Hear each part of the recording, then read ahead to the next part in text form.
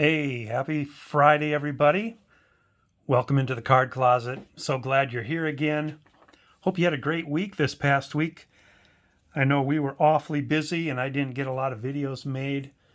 We had company here for the week of the 4th and just spending a lot of time catching up and doing fun stuff. Just didn't get around to a video, but I am back now. And I'm excited based on a recent edition that came in the mail to show off the 1922 Boston Red Sox Team Set. 1922 had a variety of different types of cards available, given the era that it's in. That's kind of rare. There's chocolate cards, there's caramel cards, there's quote-unquote strip cards, there's exhibits cards. And for my set, I chose the American Caramel series of 240 to be the main set I went after. And then there's also an American Caramel set of 120 and a set of 80. And then there are players that weren't in those sets, so I spilled over into other brands, if you will, to get those. So to start off, here's the recent edition that sparked this topic. I picked this up just not too long ago. 1922 W575 of Jack McGinnis, also known as Stuffy McGinnis in other cards. There wasn't these caramel cards and these strip cards from this era. There wasn't a lot of variety in the pictures. You know, this is his 1921 American Caramel card. Exact same photo, exact same look, everything. The difference being the 1921 has the American Caramel Company on the back. And this one, I don't think it's really a strip card, but it's blank backed, so for some reason the graders call this a strip card, which means it starts with a W, that W575 you see up there. So let's take a look at the rest of the set, shall we? Let's start off with the ones I got raw. These were ones that I've had this set put together for a number of years now, and got these raw before I owned a loop, and since getting them, I've compared them all under a microscope, under the loop, the graded ones, which I assume are legit, to the raw ones, and they all checked out. So I got pretty lucky that in my kid days where I wasn't as careful, got lucky. So let's start off here with Joe Harris. These are those American Caramels I was telling you about. Jump to Elmer Myers. And then the big name in the team set, Herb Pennock. I think he was 10 and 17, if I remember correctly, in 1922.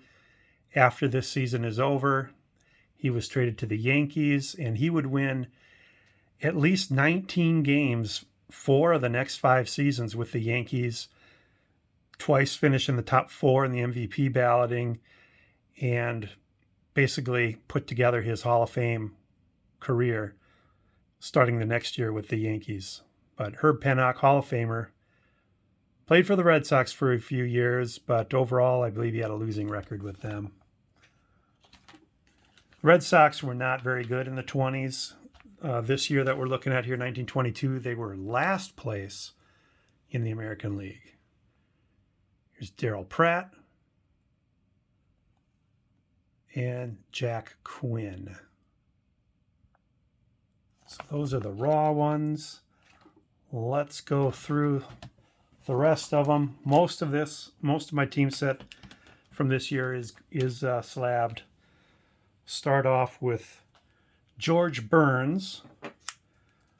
So George Burns had a namesake that was also in the league. There were 2 George Burns playing at this time.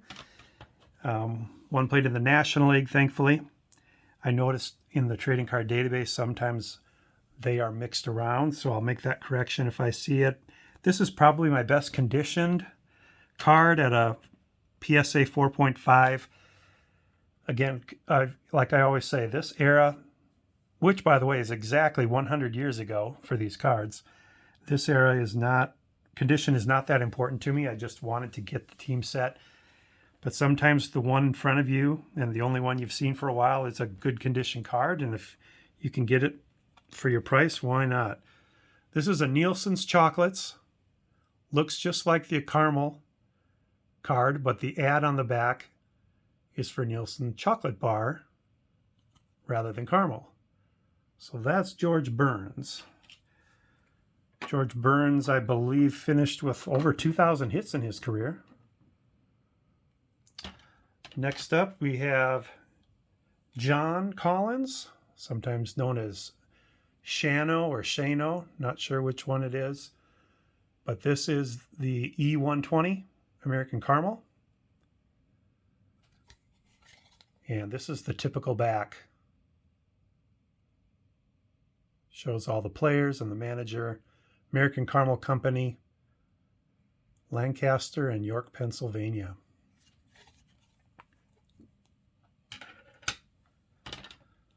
Next up, Joe Dugan, also from the American Caramel.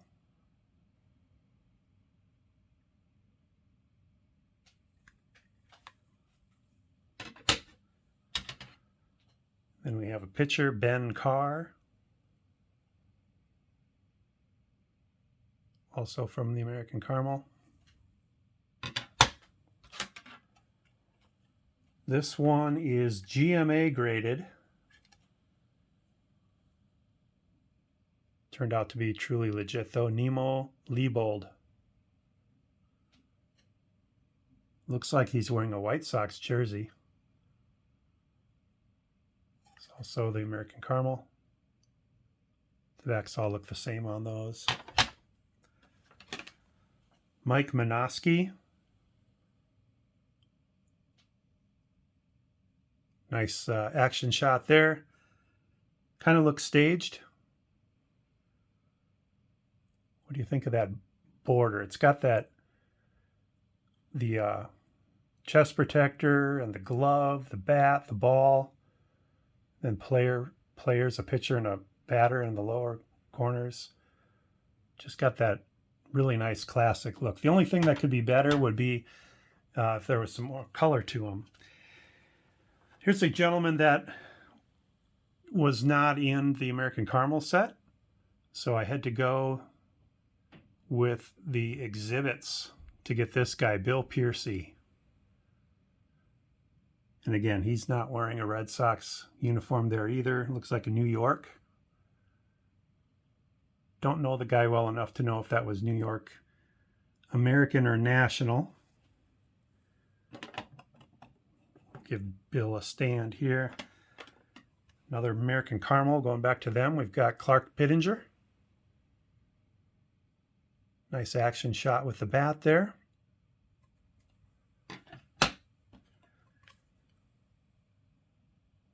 Here's Muddy.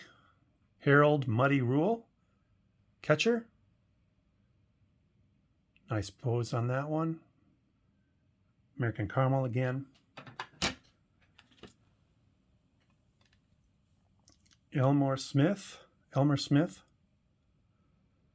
This is a SGC 1, but if you look at it, it's completely beautiful looking.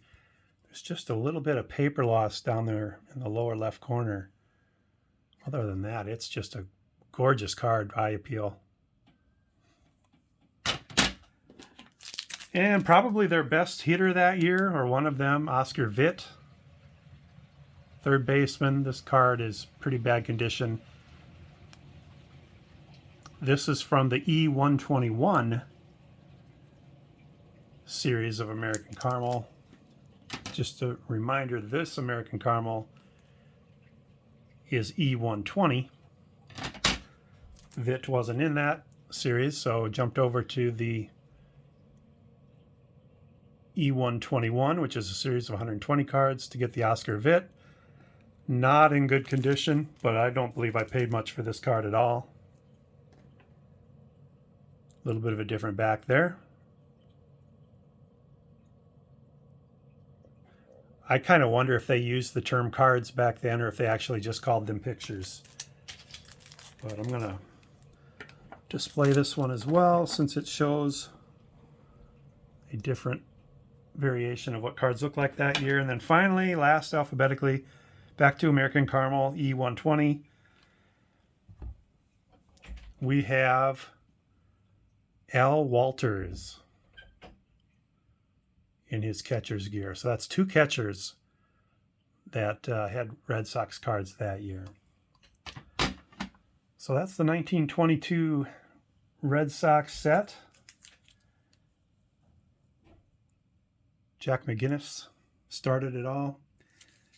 Try to do these annual set shows as I pick up cards from these older eras.